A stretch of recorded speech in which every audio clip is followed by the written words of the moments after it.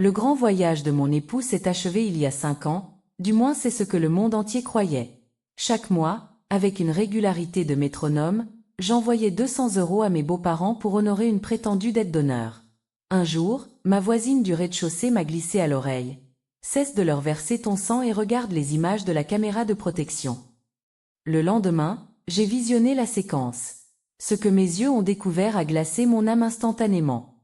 L'odeur du vieux plâtre humide, mêlée aux effluves des canalisations fatiguées de ce vieil immeuble de la Croix-Rousse, me frappait au visage chaque fois que je coupais le moteur de mon scooter au pied de l'escalier. Ce bâtiment lyonnais semblait s'affaisser sous le poids des décennies, tout aussi usé que les êtres qui se consumaient lentement derrière ses persiennes closes. J'appuyais mon véhicule contre le mur, là où une tache de peinture rouge marquait mon territoire depuis 5 hivers.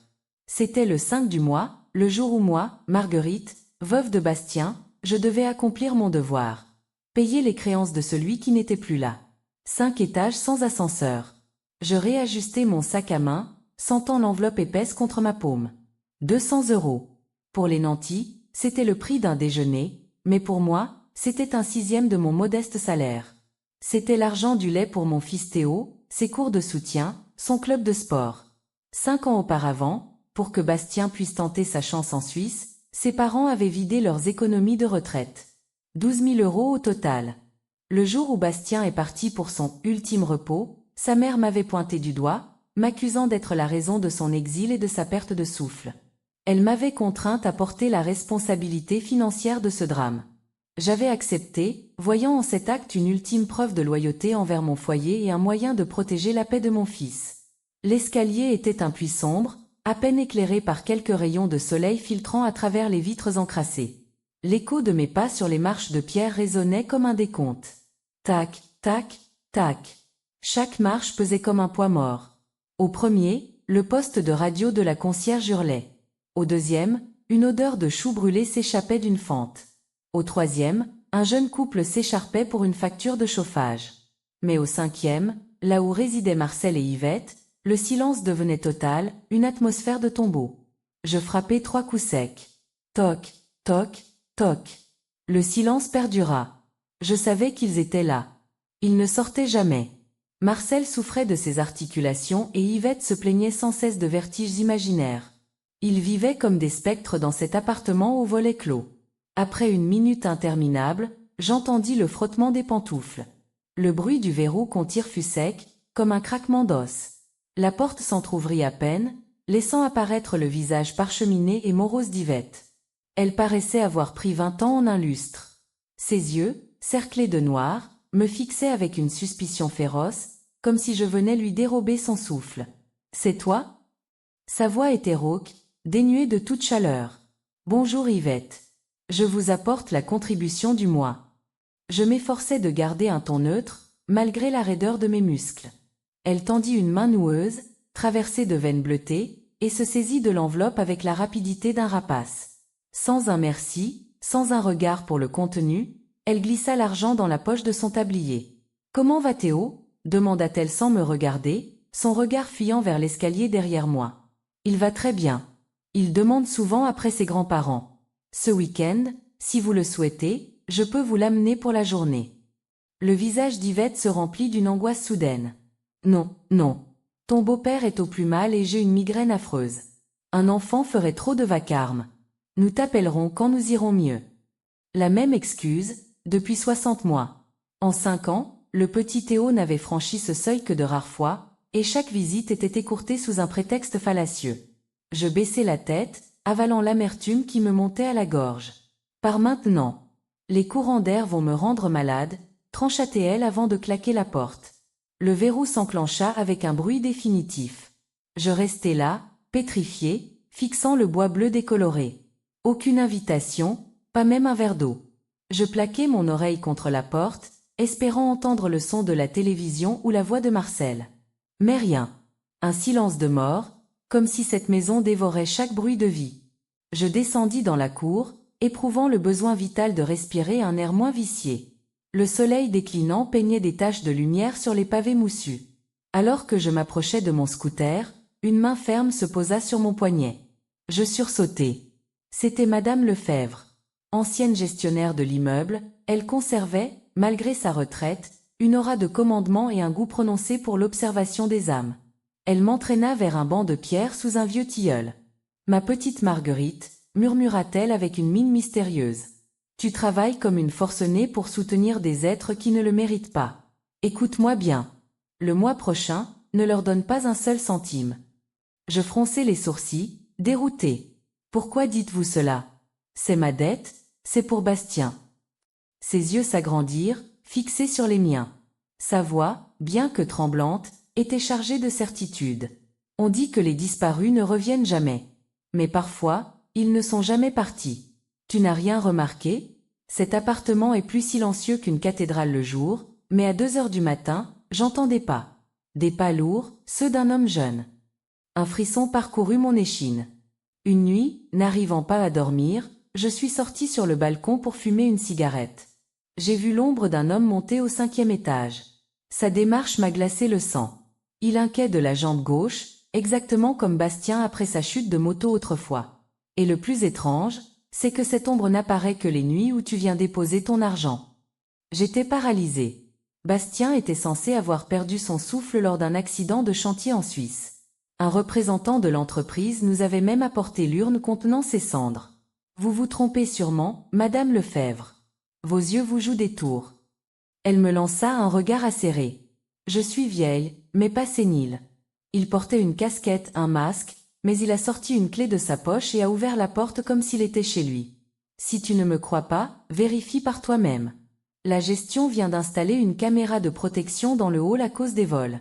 Trouve quelqu'un pour te montrer les images. Je regagnai mon domicile dans un état de transe. Les rues de Lyon n'étaient qu'un brouillard flou. Dans ma tête, les fragments des 5 dernières années s'assemblaient comme un puzzle macabre. Je me souvenais des visites chez mes beaux-parents. Pourquoi Yvette exigeait-elle toujours du liquide? Pourquoi Marcel ne quittait-il jamais sa chambre? Près de 15 000 € envolés dans ce puits sans fond au 5e étage. J'appelai mon cousin Arthur, un prodige de l'informatique. Arthur, je t'en prie, j'ai besoin d'un service délicat. Peux-tu accéder au fichier de la caméra de l'immeuble de la rue des Fantasques? Il y eut un silence au bout du fil. C'est un peu illégal, Marguerite. Pourquoi cette demande? Je crois que quelqu'un me dérobe ma vie, Arthur. C'est vital. D'accord. Donne-moi une nuit. Le lendemain après-midi, nous nous retrouvâmes sur la terrasse d'un café discret. Arthur sortit son ordinateur. Son visage était tendu. Marguerite, ce que j'ai trouvé est inexplicable. Regarde. L'image était granuleuse, en noir et blanc. La caméra filmait le hall à 3 heures du matin. Une silhouette apparut. L'homme portait une large parka et une casquette. Il s'approcha des escaliers. Je sentis mon cœur cesser de battre. C'était cette démarche. Ce léger craquement de la jambe gauche, cette épaule tombante. Aucun doute n'était possible. C'était Bastien. Mon mari, le père de mon fils, l'homme pour qui je pleurais chaque soir. Je visionnais les séquences des 3 derniers mois. Le schéma était immuable. Chaque nuit suivant ma visite, il arrivait dans l'ombre, ouvrait la porte avec sa propre clé et disparaissait à l'intérieur. Une nausée violente m'envahit. Pour qui avais-je sacrifié ma jeunesse et mon confort? J'avais payé l'homme qui s'était caché, laissant sa femme et son enfant porter le fardeau d'une fausse dette par pure cupidité. La douleur se mua lentement en une colère froide, une volonté de faire. Je ne serais plus la veuve naïve. Je serais la metteuse en scène de leur chute. Bastien n'était pas seulement un lâche, il était le complice d'une organisation de malveillance familiale. Je décidai de creuser davantage. Arthur découvrit que le compte bancaire de Marcel n'avait enregistré aucun retrait depuis 3 ans. Ils accumulaient des centaines de milliers d'euros de dividendes issus de la vente occulte des parts de Bastien à Genève, tout en m'extorquant mes maigres revenus. Ils étaient riches, immensément riches grâce au capital de mon mari, et pourtant, ils m'avaient pressé jusqu'au dernier centime. J'appris aussi que Bastien s'était lié à un dénommé Pascal, un ancien collègue vénal. Pascal travaillait comme intermédiaire pour des transactions non déclarées. C'était lui qui fournissait les victuailles et l'alcool à la petite famille clandestine. 2 jours plus tard, j'entrai dans une grande enseigne et fis l'acquisition d'un appareil de massage haut de gamme pour les pieds. Je choisis 22 heures pour ma visite. Je gravis les 5 étages, chargé du carton encombrant. Devant la porte 504, je retins mon souffle. Des voix s'échappaient de l'intérieur, mêlées au son d'un film. Mange, mon fils, tant que c'est chaud, disait la voix d'Yvette. Ta femme vient de déposer la somme du mois, nous avons de quoi voir venir. Ne t'en fais pas, maman. Tout est sous contrôle, répondit une voix profonde, masculine. La voix de Bastien. Dès que les derniers comptes seront soldés à Genève, je partirai pour le Portugal. Cette idiote de Marguerite a tout gobé. Elle n'a jamais manqué un versement. Elle est jeune, elle se reconstruira, ricanait Marcel. Elle a trouvé un sens à sa vie en nous entretenant. C'est presque une œuvre de charité. Mon sang ne fit qu'un tour, mais je gardai ma maîtrise. Je sonnai. Le silence fut instantané. Après une longue attente, Marcel ouvrit la porte d'1 centimètre. Encore toi, Marguerite? À cette heure? Je passais dans le quartier, j'ai trouvé ce masseur pour tes douleurs. Je voulais vous l'offrir. Et je voudrais entrer pour allumer une bougie en mémoire de Bastien. Le visage de mon beau-père se décomposa. C'est impossible. L'appartement est en grand désordre. Va-t'en. À cet instant, un bruit de toux retentit depuis la chambre du fond. Une toux sèche, masculine. Marcel tressaillit. C'est ta belle-mère qui est souffrante. Rentre chez toi immédiatement. Il m'arracha le carton des mains et ferma la porte.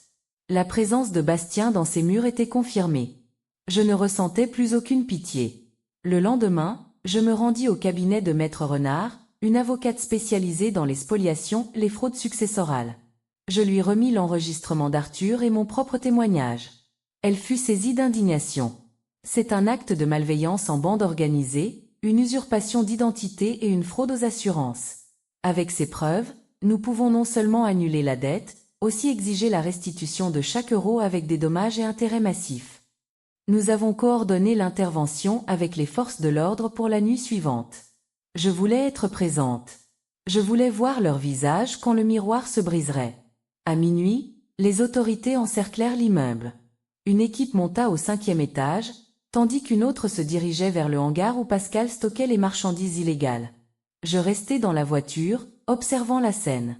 Je vis mes beaux-parents sortir, menottés, leurs visages déformés par la honte, la terreur. Ils tentaient de balbutier des excuses, invoquant leur amour paternel. Puis, je vis Bastien. Il était livide, les mains entravées, ses yeux fuyant la lumière des projecteurs. Le spectre était enfin exposé au grand jour. Le procès fut un séisme social. Bastien fut condamné à une peine ferme de privation de liberté pour escroquerie aggravée, fraude internationale. Ses parents, compte tenu de leur âge, reçurent une peine de sûreté avec sursis, furent contraints de me rembourser l'intégralité des sommes perçues, augmentées d'une compensation pour le préjudice moral subi par Théo et moi. Le twist final fut la découverte de la véritable situation financière de Bastien. Il n'avait jamais perdu son argent en Suisse, il l'avait placé dans un trust au Portugal. En simulant sa faim, il espérait échapper à ses créanciers, recommencer une vie de luxe, laissant sa famille dans le besoin. Mais j'avais racheté sa créance principale par le biais d'une filiale créée par Maître Renard. Désormais, j'étais sa banque. 2 mois se sont écoulés. Le vent de la mer a une saveur particulière.